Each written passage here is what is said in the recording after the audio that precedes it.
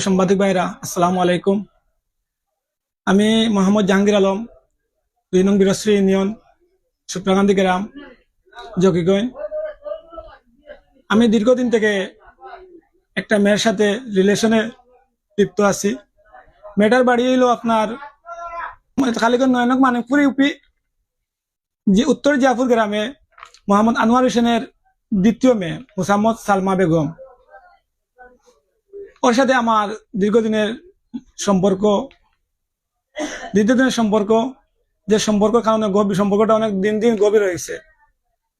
দিন দিন গভীর হওয়ার পরে হঠাৎ করে তারা, মেয়ের বাবা মা ভাই, আমি তাদের বাড়িতে যাতায়াত করতাম, তাদের সাথে আমার সম্পর্কটা গভীর হওয়ার কারণে তারা আমার সামনে সবাই ফ্রি মাইন্ডে কথাবার্তা বলতো।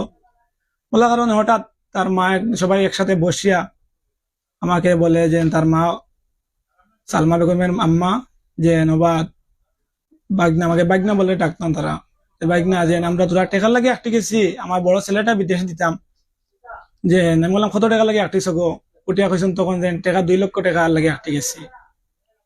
তখন আমি কোনো কিছু না বলিয়া আমি চুপ আসলাম। চুপ থাকার পরে তখন যেহেতু সালমার সাথে আমার গভীর সম্পর্ক, সালমা আমার কইলা যে তোমার তো কিছু টাকা তো আছে, তুমি বিদেশে যাইতে, তোমার তো বিদেশ না, তো তোমার ওই টাকা থেকে 2 লক্ষ টাকা দিলাও, বা ইয়ে বিদেশে যাওয়ার পরে প্রবাসী লোন তুলিয়া তোমার এই টাকাগুলা দিলাইবা। তখন কইলাম দেখো, আমার বিদেশ যাওয়া লাগে তো আমার ফ্যামিলি সবাই জানে, আর এই টাকা যদি আমি এখন দেই, আমার ফ্যামিলি যদি কেউ শুনে, আমাদের ফ্যামিলির মধ্যে একটা বিবাদ সৃষ্টি হইব।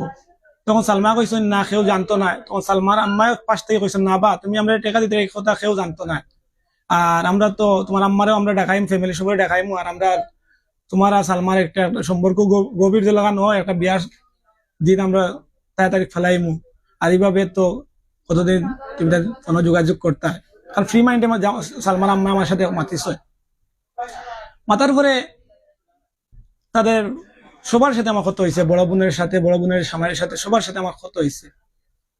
তখন আমি আরো 3 দিন পরে নিয়া ফ্যামিলির তার বড় ভাই, বাবা মা, সালমার আর একটা বোন ঘর আছে, 2টা বোন ঘর, একটা ছোট একটা মোটামুটি বিয়ার উপযুক্ত, সবার সামনে বসে একসাথে বসিয়া 2 লক্ষ টাকা আমি ক্যাশ সালমান আম্মার হাতে তুলিয়া দিছি। তখন তাই টাকাগুলা গন্ডা না, আমি কছি কো খালা আগুন আপনি গনিয়া লক্ষ এত, তখন তাই গঞ্চন টাকাগুলা গনিয়া টাকা তো লইছে। যাক, এইভাবে কয়েকদিন যাওয়ার পরে আবার তাই আমার আম্মার কথা কইছেন যে তোমার আম্মারে পাঠাইবা, আমরা একটা বিয়ার বিষয় নিয়ে একটা আলাপ করতাম। তখন আমার ফ্যামিলিগত ভাবে আমি ময়মুরব্বী তাদের বাড়িতে পাঠাইছি। পাঠানোর পরে বিয়ার একটা তারিখ ফেলাইছেন। তারিখ ফেলানোর পরে আর কয়েকদিন যায়, যাওয়ার পরে হঠাৎ আমার একদিন সালমার বোনের জামাইয়ে আমার ফোন দিয়ে কইন যে ভাই, আমার তো শ্বশুর শাশুড়ি আপনাকে লজ্জিত, যেন আবার কিলান আপনারা কইতা যেন 1 লক্ষ টাকা দেখবা। আমি বললাম 1 লক্ষ টাকা কিতা করতাম, যে সালমার বিবাহ কিছু তো ক্ষয় খরচ আছে, খরচ বাবত। আমি বললাম তো আমার কাছে কিচ্ছু, আমার কিছু দেওয়া লাগতো না, বিবাহ আমার খাওয়ানিও লাগতো না, আমরা মানুষ 4-5 জন যাইমু, আমরা গিয়ে তুলে লিয়ে আইমু, কোনো 10 টাকা আমি খরচ করাইতাম না। ওটা এটা তো কিলান লাগে, তার সমাজত মানুষে কিতা কইব, তোমার গার্জেন কিতা, আমার গার্জেন কেউ কইতো না, আমিও গার্জেন, আমি সবকিছু আমি সবরে বুঝাইমু, সমস্যা নাই। পরবর্তীতে কইলা আচ্ছা ও তো বালা বুড়া কইয়া ফোনটা রাখছই। রাখার পরে আমি যারেও ফোন দেই, ও কথা শেষ হওয়ার পরে কি 1 লক্ষ টাকা আমি দিলাম না, আবার আমার ফোনও কেউ ধরেন না, কেউ যোগাযোগ করেন না। তখন সালমারে বড় বোন আইসন বাড়িত, বড় বোন তাকইন বিয়ে হয়েছে গঙ্গার জল জকিগঞ্জ, আর বাসাতে তাকইন সিলেট। বড় বোনের জামাইয়ে সিএনজি চালাইন, টিলাগর স্ট্যান্ডর ড্রাইভার। আমি ছবি আপনারা সবগুলা দেখাইমু। টিলাগর স্ট্যান্ডর ড্রাইভার তাই আমার কল দিছেন, কল দিয়া তখন 1 লক্ষ টাকা চাইছেন, যে আপনার ছবিটা আমি। পরবর্তীতে আর তো আমার কাছে কোনো যোগাযোগ নাই। মেয়ে এখন তুলে নিছেন গিয়া মনির বাসাত, খাদিমপাড়া বাসার রোড নম্বর হলো 5 নম্বর। বাসাটা আমি চিনি না, যদি আমি তাদের বাসায় যাইতে যোগাযোগ করতে পারলাম না, কারণ মেয়ের আমি শুনলাম মেয়ে মাঝে মধ্যে আমাকে কল দে, দৈনিক 10-15টা কল দে, যে কলগুলা দিয়া মেয়ে কথা বলতে পারে না। অনেক নির্যাতন, মেয়ের উপরে অনেক নির্যাতন কররা, মেয়েরে মারপিট কররা, আপনারা দেখতে পাররা সালমা বেগম 29 মিনিট আছে, এখন রাত বাজে প্রায় 8:30। 29 মিনিট আগে আমার মিস কল দিছেন।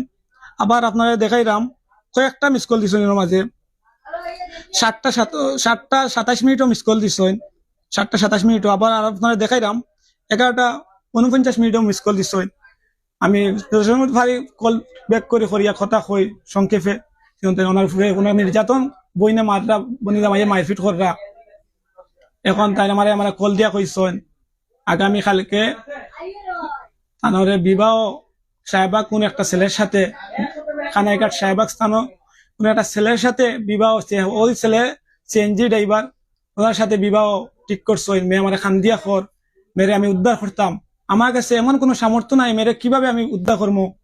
আমি মেরে উদ্ধার করার মতন কোনো সহযোগিতা কারোর কাছে আমি পাইলাম না। কিভাবে মেরে উদ্ধার করবো। মেয়ের জোরপূর্বক ভাবে বিবাহ দিতরা, আর মেয়ের বিবাহ দিলে তাদের মেয়ে জোর করে বিবাহ দিলে তো এখন আমি কি করবো। আমার তো কিছু নাই, কিন্তু আমার তো টাকাগুলা পাইতে হইব। সর্বমূল কথাটা হইলো আমার টাকাগুলা, আমার কর্মের টাকা। 2 লক্ষ টাকা আমার কর্মের টাকা। 1 লক্ষ টাকা না দেওয়ার কারণে বিবাহ বিচ্ছেদ হয়েছে। আর এখন আমার 2 লক্ষ টাকা কোনো খোঁজ খবর কেউ ফোন দেয়, বোনের জামাইরে ফোন দেয়, কেউ বোনের বড় বোনের ফোন দেয়, বড় বোনের ফোন খাটিয়ে দিলাই। বড় বোনের মাঝে মধ্যে ছোট বোনের ফোন দিয়েও তোকে আমার তোমার ফোন কেউ রিসিভ করে কথা কইতা না, তুমি ফোন দিও না, আমি দিলে মাতিমু আমার মারপিট কররা। আর মারে ফোন দিলে মা তো খবর কোনো অবস্থাতে ফোন ধররা না। ও অবস্থায় আমি আপনার কাছে আজকে বিচার প্রার্থী